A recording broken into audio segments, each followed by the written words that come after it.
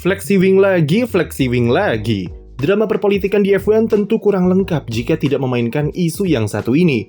Flexi-wing seakan-akan sudah menjadi isu musiman yang akan selalu keluar ketika ada sebuah tim yang dominan atau membuat peningkatan performa yang signifikan.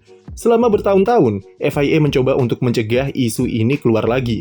Tapi sekeras apapun mereka memperketat aturannya, flexi-wing akan terus ada dan selalu dimainkan oleh tim-tim F1. Entah itu untuk kepentingannya sendiri atau untuk menjegal rivalnya. Di regulasi sudah cukup jelas jika komponen aerodinamika atau bodywork yang mempengaruhi performa haruslah didesain kuat dan tidak boleh lentur atau flexing. Selain pengaruh ke performa, faktor safety juga jadi pertimbangan kuat karena dikhawatirkan kalau komponen aero yang flexing bisa membuat strukturnya melemah dan berpotensi lepas saat mobil melaju di track. Namun dalam prakteknya, regulasi tersebut mustahil untuk dipatuhi 100% karena adanya faktor kecepatan dan angin yang dihadapi oleh mobil F1 ketika dipacu di sirkuit. Flexi-wing pertama kali muncul pada musim 1999 ketika Ferrari dan Sauber terbukti melenturkan sayap belakang mereka dan terjadi beberapa insiden di mana rear wing mobil lepas saat berbelok. FIA langsung bertindak dengan menerapkan tes beban yang jadi cikal bakal aturan soal fleksibilitas komponen aerodinamika. Isu ini kemudian muncul lagi pada musim 2005 dan 2006 ketika Renault, Ferrari, dan BMW diprotes keras oleh tim lawan karena memakai sayap depan yang lentur saat di lurusan. Pada 2010, Red Bull juga sempat kena protes karena melakukan hal yang sama, di mana sayap depan mereka bisa sangat lentur ketika di fase pengereman dan berbelok. Skuad Christian Horner juga pernah kena diskualifikasi pada kualifikasi GP Abu Dhabi 2014 karena sayap depannya melebihi batas kelenturan yang diperbolehkan. Paling panas tentu saat 2021, di mana Red Bull dan Mercedes saling beradu flexi-wing sampai keduanya harus berdebat panas di kantor FIA. Tahun lalu flexi-wing juga sempat menjadi topik di mana FIA sampai mengeluarkan technical directive untuk memperketat tes beban dan struktural dari sayap depan karena Aston Martin terbukti memakai trik yang membuat front wing mereka lebih lentur dari tim lawan. Dan setahun kemudian, FIA kembali direpotkan dengan masalah yang sama. Musim ini flexi-wing kembali dimainkan dan menjadi bola panas pada GP Italia dengan McLaren serta Mercedes yang menjadi pusat perhatian dari tim-tim lawan. Red Bull dan Ferrari kompak melaporkan kedua tim rivalnya tersebut kepada FIA atas dugaan eksploitasi flexi-wing yang berlebihan dan membawa dampak performa yang signifikan ke mobil mereka.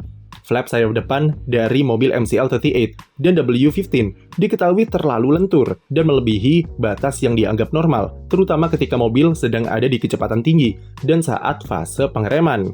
Dari beberapa rekaman, memang cukup terlihat, terutama di front wing McLaren. Bisa dibilang, mereka memiliki flap yang paling lentur ketimbang 3 tim besar lainnya. Sebenarnya jika kita lihat dari regulasi, FIA sudah menerapkan tes beban yang cukup ketat untuk meminimalisir tim mengeksploitasi kelenturan sayapnya. Di sayap depan saja, FIA akan menaruh beban sampai 60 kg di bagian flap dan hanya boleh melengkung, maksimal 5 mm saja. Flap inilah yang jadi perhatian di mobil McLaren dan Mercedes karena cukup terlihat jika keduanya memiliki kelenturan yang lumayan besar, apalagi batas toleransinya hanya setengah senti saja. Masalah-masalah seperti demikian memang selalu menjadi hal yang sangat memusingkan bagi FIA karena tes beban yang mereka lakukan merupakan tes statis yang dilakukan untuk mengecek kekuatan dari sayap depan saja. Problemnya adalah beban aerodinamika dari angin yang diterima oleh sayap depan ketika mobil melaju di track lebih besar daripada tes yang mereka terapkan. Beban yang diterima dari hempasan angin saja bisa sampai 300 kg, tapi tes yang mereka terapkan hanya sebesar 60 kg saja, karena tidak mungkin bagi FIA untuk melakukan tes beban sebesar itu di setiap balapannya. Alhasil, fleksibilitas sayap aero ini menjadi sebuah celah yang selalu dimanfaatkan oleh tim untuk ambil keuntungan sebesar mungkin di sirkuit.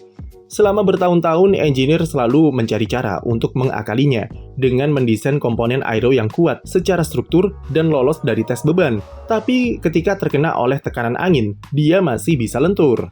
Cara yang diterapkan oleh McLaren dan Mercedes musim ini bukanlah hal yang baru, karena Red Bull serta Ferrari juga pernah melakukannya dalam beberapa tahun ke belakang. Red Bull di 2021 sampai 2023 juga mengeksploitasi hal yang sama, dan mereka juga harus berurusan dengan FIA karena flexi-wing tersebut. Di kasus musim ini, mereka disinyalir kalah secara teknologi dari McLaren yang menemukan formula baru untuk mengakali regulasi flexi-wing. Mercedes, lewat James Allison, bahkan sudah terang-terangan jika mereka memanfaatkan kelenturan sayap depan untuk memperbaiki keseimbangan mobilnya di tikungan. Pertanyaan terbesarnya adalah, kenapa flexi-wing semakin kesini semakin sering dipermasalahkan dan juga makin banyak dieksploitasi? Kami sudah menjelaskan ini di beberapa video sebelumnya. Jika flexi-wing diregulasi ground effect, keuntungannya lebih besar daripada diregulasi sebelumnya. Hal itu karena sayap depan berperan cukup krusial dalam penentuan keseimbangan mobil di tikungan cepat dan tikungan lambat. Mobil di era ground effect sangat sensitif terhadap perubahan keseimbangan karena level downforce yang terlalu tinggi, terutama ketika melibas tikungan cepat. Jika downforce sayap depan terlalu besar, maka itu akan menimbulkan purposing di lurusan dan tikungan cepat. Tapi jika downforce-nya dikurangi, mereka bisa melibas tikungan cepat dengan stabil, namun pasti akan kehilangan performa di tikungan lambat. Untuk mengatasi problem tersebut, flexi-wing merupakan solusi instan. Sayap depan yang lentur ke belakang saat mobil ada di kecepatan tinggi, otomatis akan mengurangi drag serta downforce yang dihasilkan dan meningkatkan stabilitas di tikungan cepat. Kemudian saat mengerem dan masuk ke tikungan lambat, front wing akan kembali ke posisi semula dan performa downforce-nya tetap optimal. Flexi-wing bisa memperbaiki keseimbangan mobil secara overall dan membuat mobil mampu menghadapi semua jenis tikungan. Itulah kenapa keunggulan performa yang didapat pada flexi-wing era ground effect lebih besar daripada regulasi sebelumnya. Mercedes adalah tim yang terang-terangan memakai trik flexi-wing dalam upgrade sayap depan GP Kanada, di mana James Allison mengungkapkan kalau ini adalah cara yang paling realistis untuk bisa menaklukkan regulasi ground effect. McLaren jadi tim yang paling mengeksploitasi celah regulasi flexi-wing dengan membuat struktur sayap depan yang baru dengan teknologi yang mereka punya. Apakah Mercedes dan McLaren melanggar regulasi dan memakai sayap depan yang ilegal? Tidak juga, karena mereka hanya memanfaatkan celah di regulasi dan buktinya selalu lolos dari tes beban FIA. Sama seperti Red Bull di 2021, yang tidak bisa dibilang curang karena mereka lolos dari tes beban yang diberlakukan. Justru FIA yang harusnya dipertanyakan kenapa flexi-wing masih saja menjadi topik meskipun regulasinya sudah diperketat dari tahun ke tahun. Cara mereka dalam menanggapi kasus McLaren dan Mercedes musim ini juga tidak setegas seperti yang pernah terjadi sebelum-sebelumnya. Salah satu alasan kenapa Red Bull sangat vokal terhadap flexi-wing di 2024 adalah karena FIA tidak memberikan tindakan yang tegas, seperti yang mereka lakukan pada 2021 silam. Saat itu ketika Red Bull ketahuan memiliki sayap belakang yang lebih lentur dari Mercedes, FIA langsung memperketat tes beban dan memberi instruksi untuk mengubah struktur rear wing mereka. Tahun lalu, FIA juga langsung bertindak tegas dengan memberlakukan technical directive dengan tes yang lagi-lagi diperketat sampai menyuruh tim untuk memberikan rancangan desainnya. Red Bull mempertanyakan kenapa hal yang sama tidak dilakukan di kasus musim ini dan itu dianggap Christian Horner tidak adil. FIA sebenarnya sudah melakukan beberapa tindakan atas laporan terhadap flexi-wing McLaren dan Mercedes, yaitu dengan menerapkan Technical Directive 034G yang bertujuan untuk memeriksa kelenturan sayap depan dan belakang dengan lebih ketat sejak GP Belgia. Semua tim dipasangi sejumlah sensor yang diawasi dengan kamera 4K yang ada di sayap depan dan belakang. Tapi, Technical Directive tersebut sia-sia karena hanya sebatas pengawasannya saja yang diperketat tanpa aksi nyata seperti sebelumnya. Tes yang diberlakukan tetap sama, dan hasilnya tentu semua tim pasti lolos. FIA juga tidak menyuruh tim mengubah struktur sayap depan seperti tahun lalu, karena menurut mereka tidak akan ada cukup waktu untuk memodifikasinya. Meski pada akhirnya, jika diberi tindakan tegas, bakal percuma juga karena flexi-wing akan selalu ada.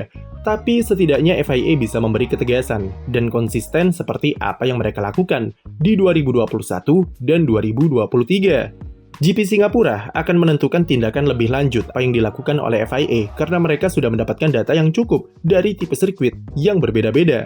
Jadi jangan kaget jika setelah GP Singapura nanti ada beberapa perubahan soal peta persaingan di papan atas. Sekian video dari kami, jangan lupa beri like dan subscribe untuk konten F1 lainnya.